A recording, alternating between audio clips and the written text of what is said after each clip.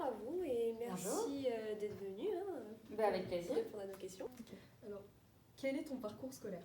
J'ai fait une prépa BCPST où j'ai commencé à découvrir un peu le code. Puis j'ai passé le concours pour rentrer à l'École normale supérieure de Lyon. Et ensuite, j'ai fait de la recherche et j'ai finalement passé l'agrégation en SVT et puis je suis devenue enseignante. Quels outils du numérique as-tu utilisé lors de ta formation ou lors de tes études?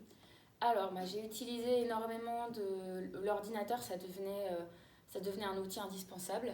Et j'utilisais donc Python, je codais sur Python, je codais sur MATLAB. Et j'utilisais aussi des machines technologiques type IRM, etc. pour pouvoir faire la recherche dans le domaine dans lequel je travaille. Alors moi, je m'orientais à la base vers la recherche en neurosciences. Et en neurosciences, on ne peut pas se passer. On peut se passer du numérique si on travaille sur un modèle animal. Quand on travaille sur modèle humain, en fait, on utilise le numérique pour analyser les données.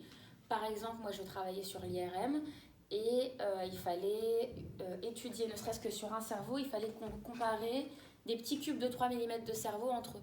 Ça, à la main, on ne peut pas le faire. Il faut absolument des outils informatiques et ensuite comparer pour un cube donné dans l'espace le signal de ce cube avec le signal du cube d'une autre personne.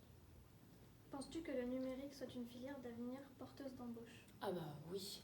Oui, je pense que dans n'importe quel domaine, désormais, le numérique fait vraiment partie des modes de production, de savoir. On passe forcément par le numérique, par exemple, pour faire des statistiques.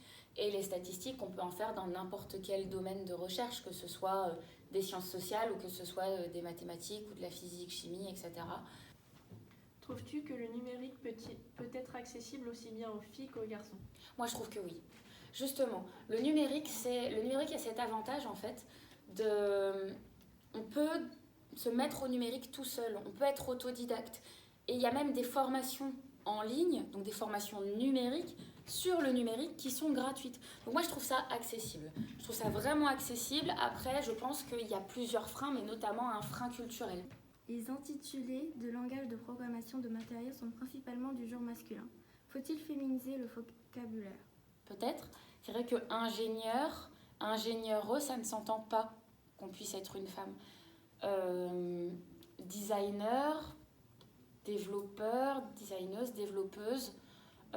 J'ai pas cette impression, j'ai pas vraiment ce ressenti-là en tout cas.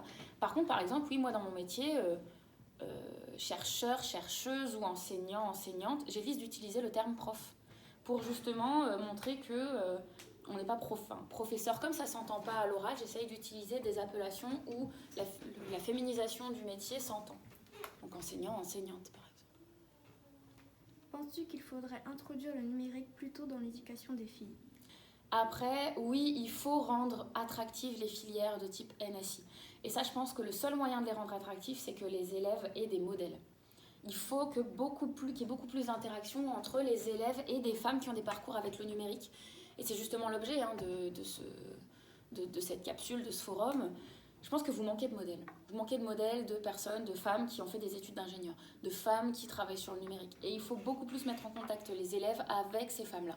Je pense que c'est ça qui manque davantage que l'accès à l'école au numérique. Et dernière question, as-tu un conseil à donner aux filles qui voudraient se lancer dans le numérique? Qu'il faut se lancer tête baissée. Il faut se lancer tête baissée et à un moment donné, il faut faire preuve de culot parce que c'est des métiers d'avenir.